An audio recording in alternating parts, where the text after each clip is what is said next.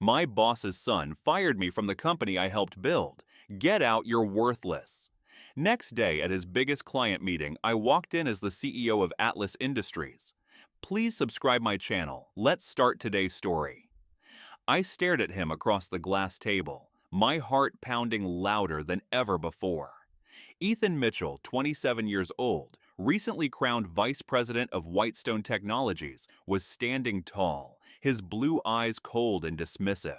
I had spent 15 years building this company with his father, but today, none of it mattered.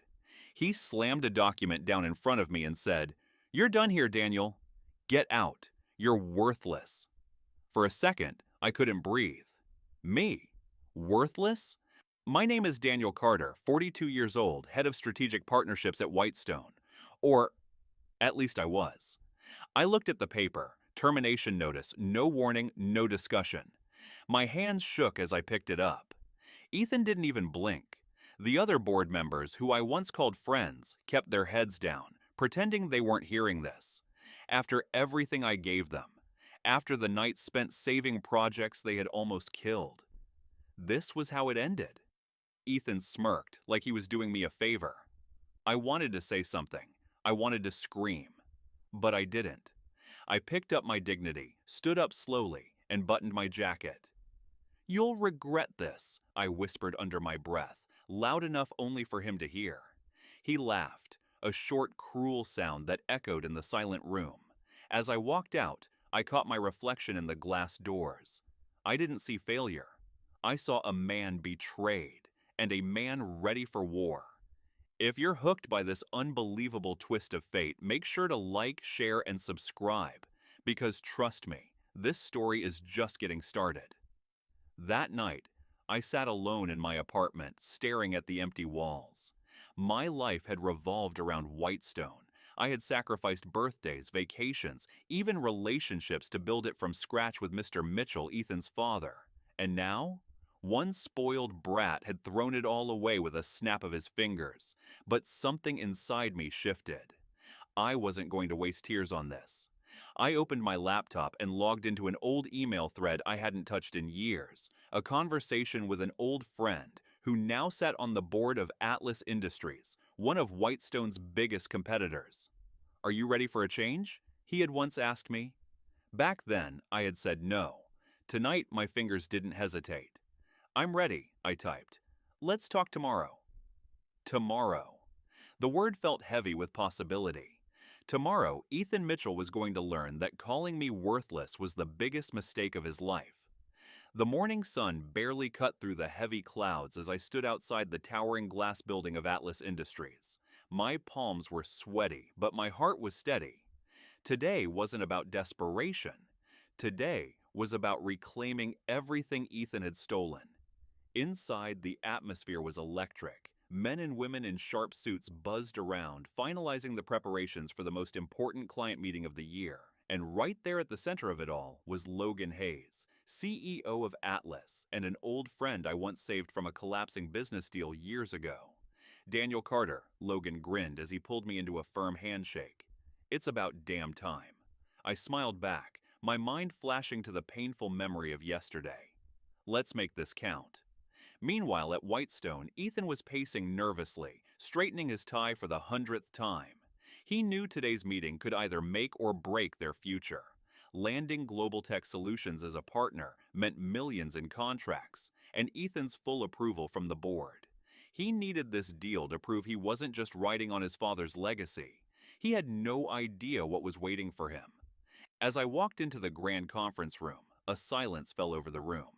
I could feel eyes darting toward me, whispers rising like smoke. I took a seat at the head of the table, directly across from the empty seat reserved for the client, and the door swung open. Ethan barged in, a confident smile pasted across his face, flanked by two of Whitestone's top executives. His smile froze the moment he saw me sitting there. Confusion twisted his features, then panic. "Mr. Mitchell," Logan's voice boomed as he stood. "I'd like to introduce you to the new CEO of Atlas Industries, Daniel Carter." The color drained from Ethan's face. He opened his mouth to speak, but no words came out. He looked around helplessly, like a drowning man searching for a lifeline. For the first time in years, I felt something powerful and rare. Pure, cold satisfaction. I leaned forward slightly, locking eyes with him. "You remember me, right?" I said, my voice calm, almost friendly. "You said I was worthless." If you're loving this sweet turn of fate, make sure to hit like, share, and subscribe. The best is yet to come. Ethan stammered, trying to pull himself together. His reflection in the mirror barely recognizable. Dark circles hung under his eyes. His once flawless hair was a mess. He had spent the whole night awake, drafting pathetic excuses and scrambling for allies. But deep down, he knew.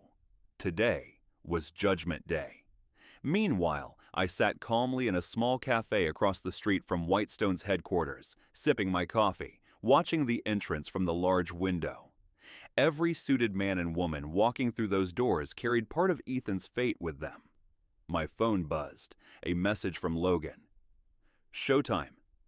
Inside, the atmosphere was brutal. The board members sat with icy expressions as Ethan fumbled through a presentation, trying to convince them he could still lead. Charts, graphs, and hollow promises flashed behind him on the big screen. No one looked impressed. Then, midway through his desperate pitch, the doors creaked open, and Robert Mitchell himself walked in, face like stone. The room fell dead silent. Robert didn't say a word. He simply walked to the end of the long table, picked up a folder, and dropped it in front of Ethan. It was filled with signed petitions from key investors, department heads, and, most painfully, members of the Mitchell family, all demanding Ethan's immediate resignation. If you're loving how sweet revenge tastes, hit like, share, and subscribe. This final blow is too good to miss. Ethan's lips parted in shock. "Dad, please, I just need another chance," he whispered. Robert's voice was colder than winter. "You had your chance. You destroyed it when you let arrogance blind you." One of the board members, a man who had mentored Ethan for years, spoke up next. Effective immediately, Ethan Mitchell is removed from his position as CEO of Whitestone Corporation. The words slammed into Ethan harder than any physical blow could. He staggered back, his entire world collapsing. No title, no respect, no empire. Across the street, I watched as security led him out of the building. His tie was loose, his suit wrinkled, and his face twisted with disbelief and rage. As he stepped onto the sidewalk, lost and broken, his bloodshot eyes locked onto mine through the cafe window. For a long, frozen moment, he just stared. He realized then, this wasn't just bad luck. This was deliberate. This was me. I raised my coffee cup slightly in a mock salute and gave him a small, knowing smile. He turned and walked away, shoulders hunched, swallowed by the sea of indifferent faces rushing past him. No one cared. No one stopped to help. Ethan Mitchell, once the heir to a fortune, was now just another nobody. And if you enjoyed watching justice served ice cold, don't forget to like, share, and smash that subscribe button. More heart-pounding stories are coming your way. "Ah, this is a conflict of interest," he blurted. "You can't be here." Logan laughed, an easy, mocking sound. "Daniel's appointment is completely legitimate, and as far as conflict goes, Whitestone's treatment of him might be a bigger problem than you think." The room grew colder. Other executives whispered among themselves. I caught a few glances. Pity, amusement, even admiration. Ethan had walked into this meeting expecting dominance. Instead, he walked into a trap. I pulled out a sleek black folder from my briefcase and slid it across the table toward him. "Before we begin," I said smoothly, "you'll want to take a look at these documents." Ethan hesitated before grabbing the folder. As he flipped through the pages, his hands visibly trembled. Inside were confidential emails, price-fixing accusations, and mismanagement reports, all tied back to him. I had gathered the evidence long before he ever thought of firing me. I just never imagined I'd have the perfect stage to use it. "You see, Ethan," I said softly, "some people build empires. Others inherit them and destroy them. You just happen to cross paths with someone who knows the difference." His face turned red, then white. For once, Ethan Mitchell, the boy who thought he was untouchable, had no clever comeback. And trust me, you haven't even seen the biggest twist yet.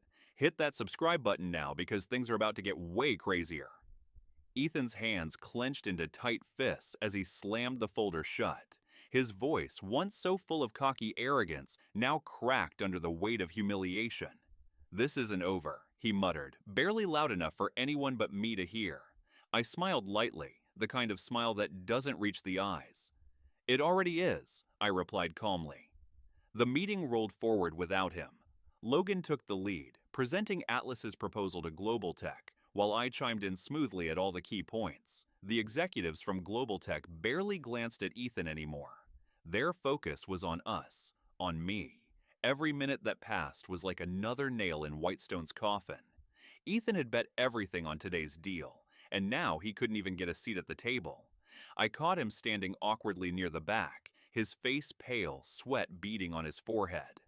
After the presentations ended, Global Tech's director stood and addressed the room. "After careful consideration," he said, glancing briefly at Ethan, "we have decided to move forward with Atlas Industries." The applause that followed was deafening, but Ethan didn't hear it. He was already turning, shoving the door open and stumbling out like a man who had just lost everything. If this revenge is hitting all the right notes for you, make sure to like, share, and subscribe, because Daniel's journey is just heating up. Later that afternoon, while the celebration buzzed through the halls of Atlas, I stood alone in my new office. The view overlooked the city I had once thought I had conquered, and now I was really just getting started. A soft knock interrupted my thoughts. It was Logan, grinning from ear to ear. "That was beautiful," he said. "Poetic justice if I've ever seen it." I chuckled under my breath. "It's only the beginning." He raised an eyebrow. "You're not done with Whitestone, are you?" I didn't answer. I didn't have to. Because while Ethan thought today was the worst day of his life, he had no idea what was still coming. I wasn't just taking one client. I was going to take everything. One by one, I would tear down the empire I helped build, until there was nothing left but rubble and regret. Meanwhile, across town, Ethan sat alone in his penthouse apartment. He threw his expensive jacket across the room, shattering a glass lamp in the process. His phone buzzed nonstop. Angry board members, furious emails, investors pulling out. Panic was settling into his bones, and just when he thought it couldn't get worse, his father, Robert Mitchell, called. Ethan stared at the screen for a long second before answering. "Explain yourself," Robert's voice boomed through the speaker. Ethan opened his mouth, but no excuse would come. "You fired the man who made Whitestone what it is," Robert growled. "You humiliated him, and now you've humiliated us. Do you have any idea what you've done?" Ethan's heart pounded against his ribs. I can fix it," he said desperately. "I just need time." Robert's cold laugh cut through him. "You don't have time. The board is meeting tomorrow. You'd better be ready to fight for your position, if you still have one. If you're dying to know how this downfall unfolds, smash that subscribe button. The most brutal twists are just around the corner." The next morning arrived colder than usual, not because of the weather, but because of what was about to happen inside Whitestone Corporation's prestigious boardroom. Ethan adjusted his cufflinks with shaking hands, his reflection in the mirror barely